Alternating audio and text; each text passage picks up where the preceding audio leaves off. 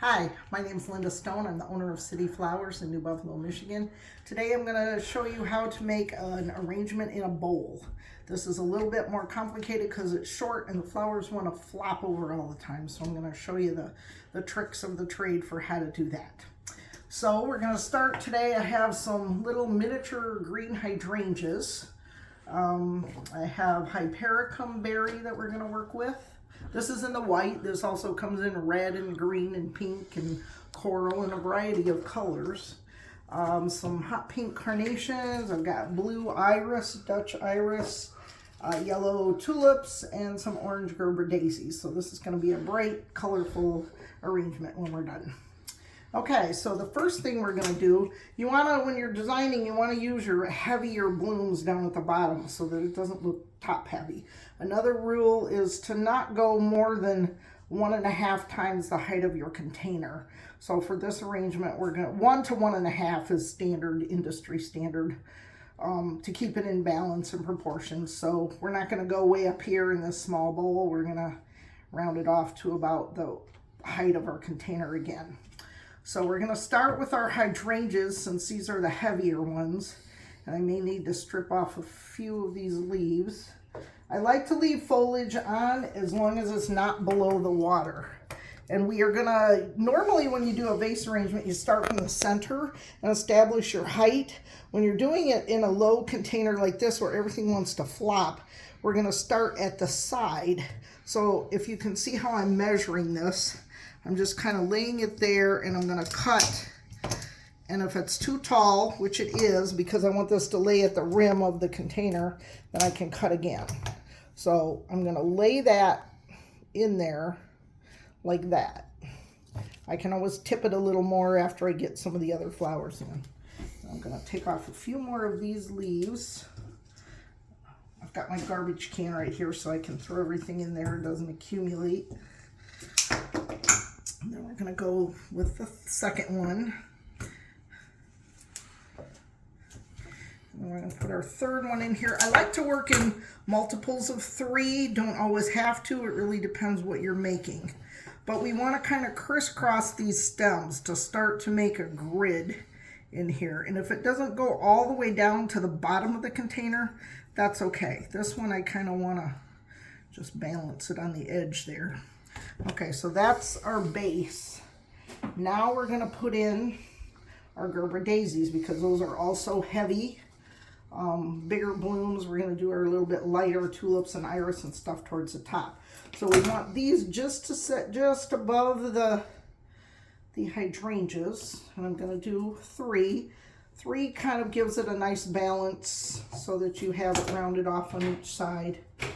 When I am snipping these, I'm snipping them at an angle so that they uptake water better than if you just cut them flat. And if I want this to stand up a little bit more, I can insert it right inside the hydrangea.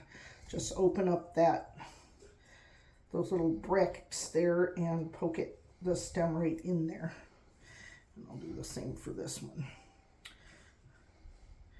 You can always move things as you're working and replace them where you want them, which I may do before we're finished. So, okay, now we're going to go with our iris next. We've got a good base established this way for our diameter perimeters. Now we're going to establish our height with the iris. So I'm going to cut that. I'm going to put one in the middle. And I like to use things that, like my iris, one is more open. These are all at actually different stages. So I like that because then not everything is done at the same time. You may have to pull out a few flowers that are finished blooming, but you still have the rest of the arrangement to go. So, okay, so we've got our iris in. Now we're going to work with our tulips from the edge again, because tulips have a natural curve to them. So you don't really want to put those right in the center because they're going to bend out. So we're going to put them the way they're going to grow, or the way that they did grow, I should say.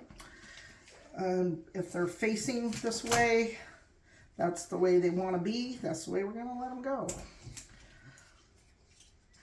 Okay.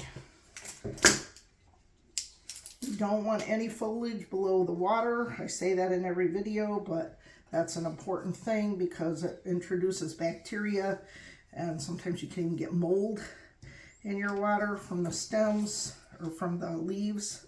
So no foliage under the water. Okay, we're going to put our other one right through here. So we're starting to have a little bit of movement around the edge with the tulips. Now we're going to put in the carnations. And with the carnations, you want to try to cut them just above those knuckles if that's the height that you need.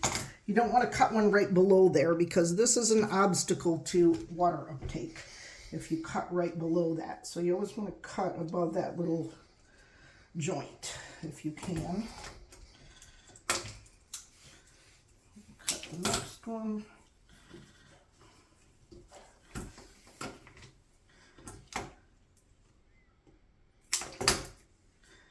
Put our third one in there. We've got our bright colors established.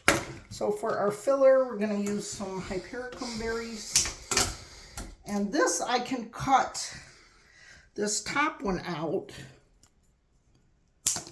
and use this little piece as well because that was too long for what I needed. I just need these short. So that way you can kind of get extra pieces out of your berries.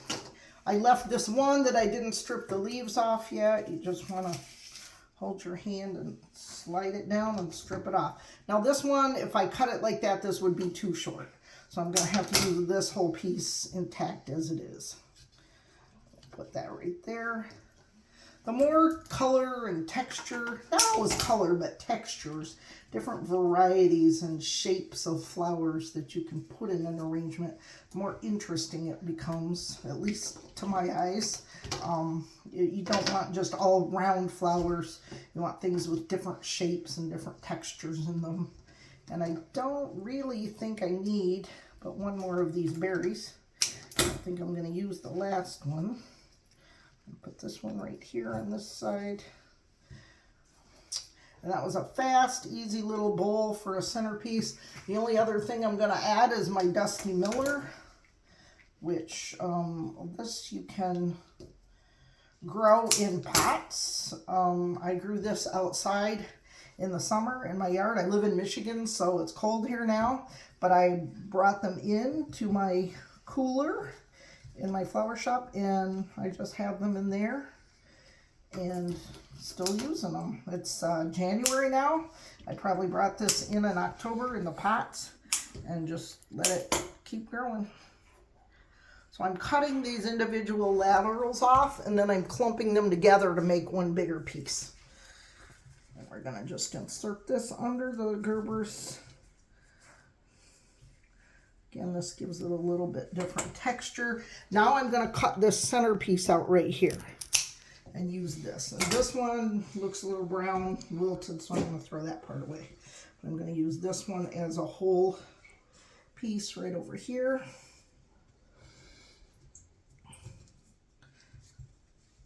So you can make arrangements in like kitchen bowls or all different kinds of containers. It doesn't all, you don't have to be limited to a vase. Anything that holds water, you can put flowers in it if it has a big enough space. And again, this one I'm going to cut the center piece out of it right here and just use this piece. I'm going to put that one right over here. Just kind of pushing all these out of your way till you get it inserted where you want it. And I need one more on this side. So we're going to cut some laterals and just insert those as one piece like that again, right here. So once you get everything in there, then you can always go back and rearrange if there's something that you think needs to be moved or pulled up, or like this little green hydrangea here kind of got lost. So we want to give him some space. Let him be seen. A little bit more. and just go through, look at it, and I can see that I need a little bit more Dusty Miller on this side to balance this side out. Piece right there.